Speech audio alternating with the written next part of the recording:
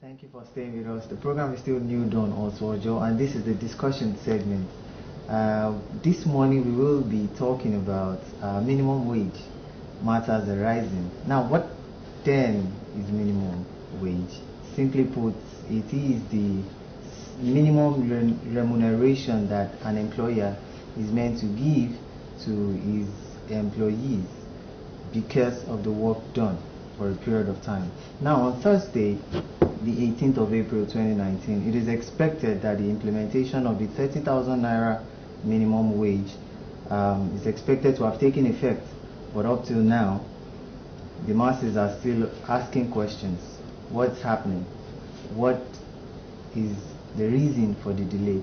These and many other questions will be answered in this segment this morning, and we have it with us in the studio, Sir Folorunsho Olanrewaju.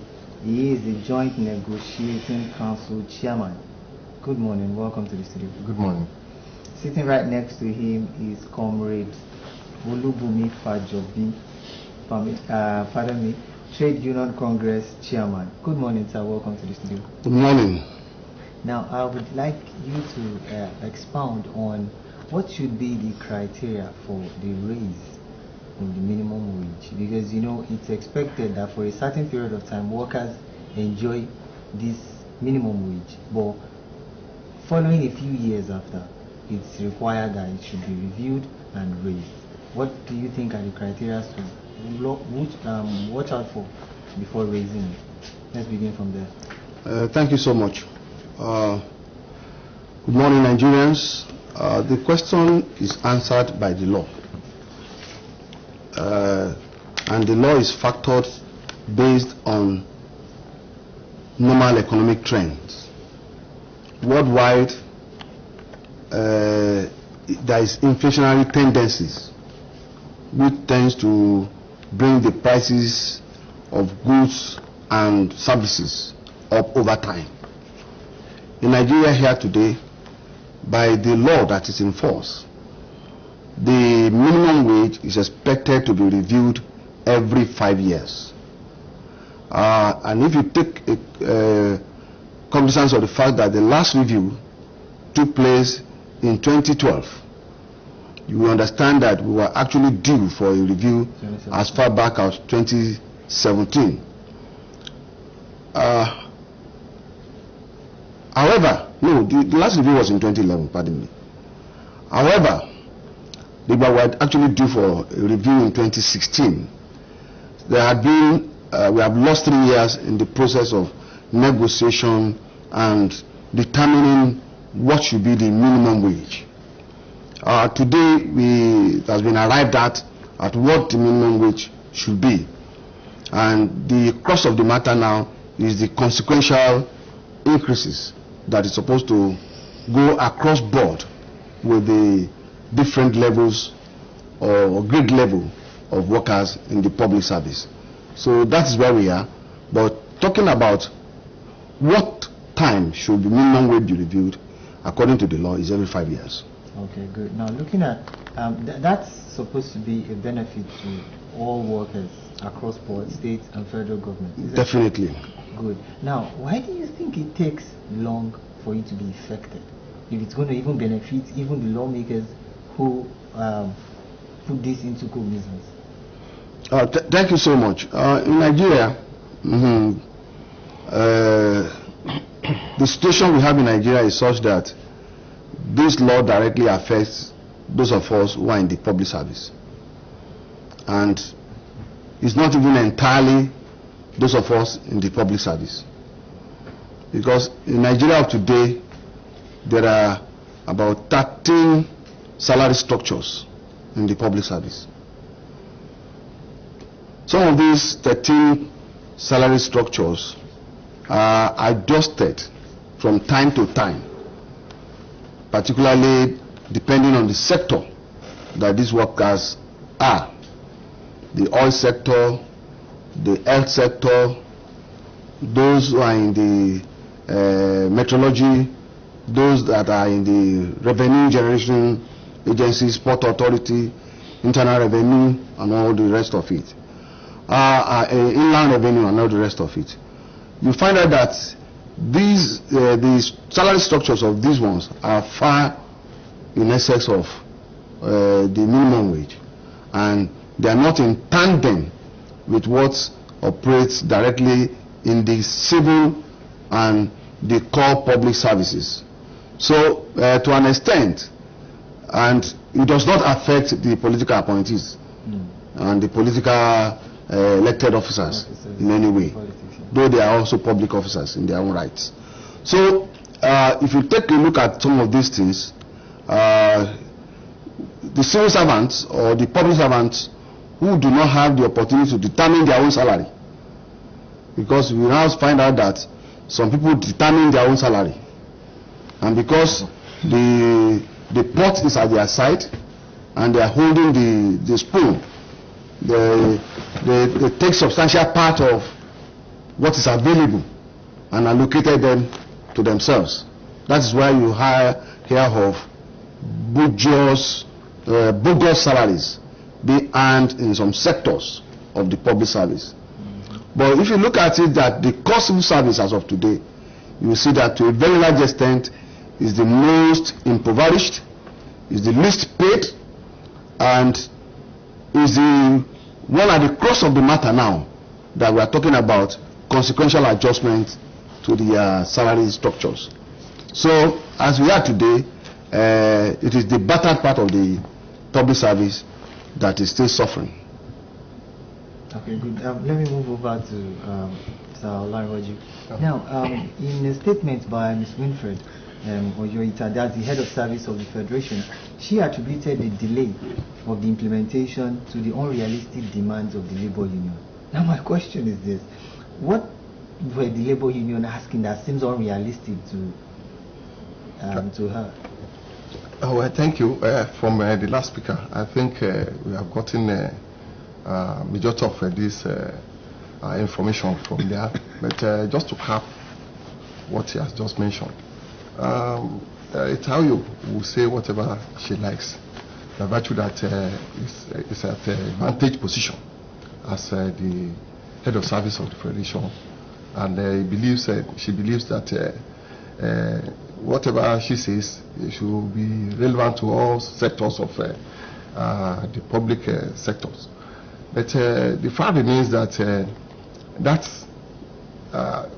becomes an unrealistic statement from her type, and because she started her own career too from grade level 8, and she rose through the ranks to become the head of service of the Federation.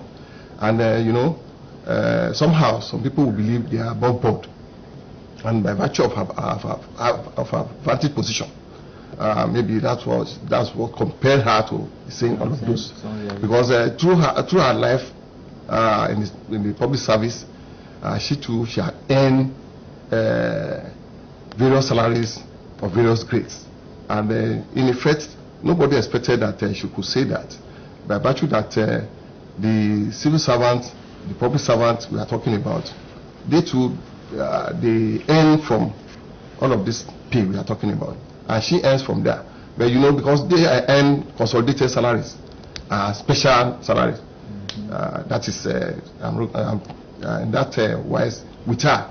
Because if somebody is saying that kind of a thing, and she's a public servant as well, that's an let me put it that way, it's an overstatement. So in the long run, the demands from the labor unions is not as unrealistic as she yes, it's just a mere talk. Let me put because nobody expected that kind of talk from her. Response. Because she knew that since 2016, the new salary wage ought to have been fully effected.